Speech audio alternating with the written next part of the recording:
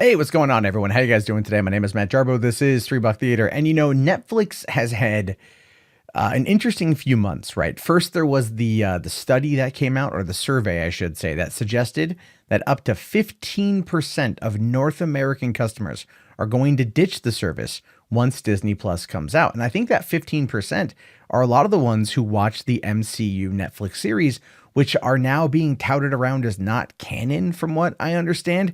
And that is just a gigantic mistake that Feige is probably going to make, because he had no real involvement with those shows. That was all Marvel TV, Jeff Loeb out of New York. And given the tension between Marvel Studios and Marvel Television, it would make sense that Kevin Feige would want to forget those shows exist. But the people who watch those shows are the ones who might be leaving Netflix for Disney Plus. So perhaps counting them out right now is not necessarily the best thing. Not only that, but just the other day it came out that Netflix failed to hit its subscriber goal for the quarter. They wanted 5 million new subscribers, and they only got 2.7 million, and it actually cost them between 17 billion and 24 billion in market value over the span of a day, which is just like Depression era levels of right? I mean, I would probably be freaking out if it were me working there, but I'm just a loyal customer, so I don't have to worry about that. So the question then becomes, what can Netflix do in order to solve the problem? Well, there's a couple things that are happening. Like right now, they are investing a lot of money into a couple major films. They have one starring Ryan Reynolds that's going to be coming for $125 million price tag. They're investing upwards of 500 million for 3 upcoming blockbusters. One of those is the aforementioned Ryan Reynolds one. They're now starting to kind of change the term binge culture into, instead of binging something, you're going to be marathoning something to give it a little bit more of, this is it's a marathon, not a sprint sort of thing.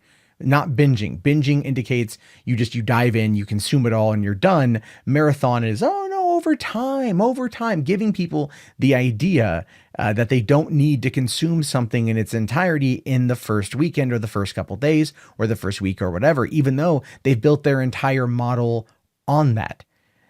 They have.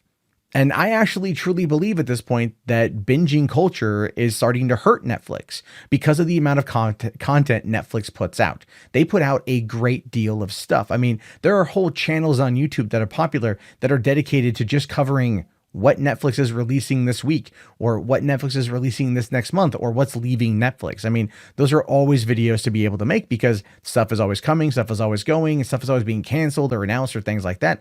So yeah, I mean, Netflix has created this massive ecosystem, this place in regards to the streaming wars that is going to be very difficult to top. And the thing is, they're going to have to fight very hard to maintain their top. There's been the argument, or there's been the debates that Netflix might seek an advertising model. A lot of people out there are not happy with that. I am one of them. But that could be 2 different types of advertising. That could be the HBO style advertising, where they advertise another show in front of what you're watching. Or it could be the Hulu model, which is there's commercial breaks, and those commercial breaks end up having advertisements put in there, provided you don't spend for the top tier ad-free experience. Now, Netflix has outright said that that's not going to happen. So I think if anything, it's going to be more of the HBO approach, but there are billions on the table to be earned with advertising, and they may have to. I mean, they're up to $15 billion spent on content, on new content just this year.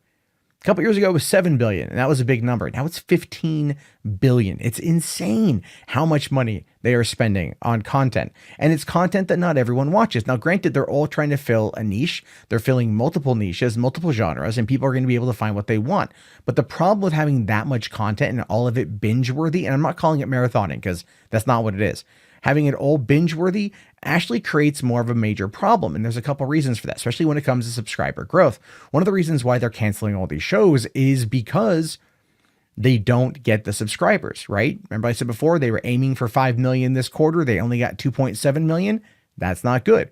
So what they might do is start cutting down on all the people that are sharing their passwords. That might be a way to open up a new revenue source, which is one thing. Or, and this is just maybe kind of an out there theory, Go back to the weekly release schedule. Don't get me wrong. I like binging. I do. I like watching all the shows at once. But there's times when there's so much to watch that if something doesn't grip me right away, I have trouble getting back into it because I'm always looking for something new. Whereas if something does grip me and it's week after week, then I set a reminder in my own brain to watch it. To give you guys an example, Amazon's The Boys dropped this weekend, all 8 episodes, and the show is fantastic. I'm almost done with it. I got 1 episode to go. Super excited to watch it. And I'm a little bit bummed that it's all out at once. Now, I've been able to go through it because I have the time in the daytime to go and do that. But preferably, because so many of my friends haven't seen it yet outside of maybe the first couple episodes, I don't want to go in too deep into the conversation. It would be great if it was actually a week by week thing. It works really, really, really well, even though it's an old, outdated concept and one that Netflix has very much worked to like destroy. It does make a lot of sense to perhaps go back to the week by week release. What that does is it will get in new people as the water cooler aspect kicks in. It will do better as more people are able to talk about individual episodes, allow people to become part of a larger community. And I think that's going to do a lot in order to help Netflix bring in new people. Additionally, and this is something that I am going to be emailing them about, they need to start working with, and I hate to use this word, but it's true, influencers. If they start working with influencers, like people on YouTube, people like myself or other YouTube channels that cover Netflix related content, then they might actually be able to get themselves out to a larger group of people. They do give some early screening to some YouTubers, but not that many. And they tend to focus on more on people who have a higher sub count rather than trying to maybe bring in more people who have a more direct line to their audience. I'm sorry to people who might be a journalist from another website. People don't really read your content. They might skim through it. They look at the headline, they look for the highlights, and they move on. We are just in that particular place when it comes to the information highway. And that is true. So if they were to work with more people to provide them with more exclusive content, to get them the reviews out earlier, people might then feel the urge to review it and get it out and therefore spread the word a little bit faster.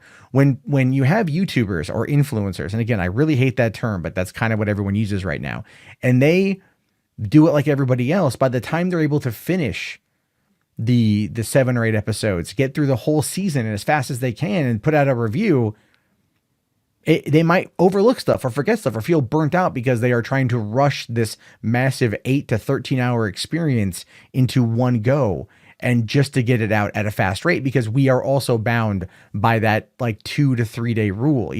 Anything past that is not really going to be considered what they call evergreen content.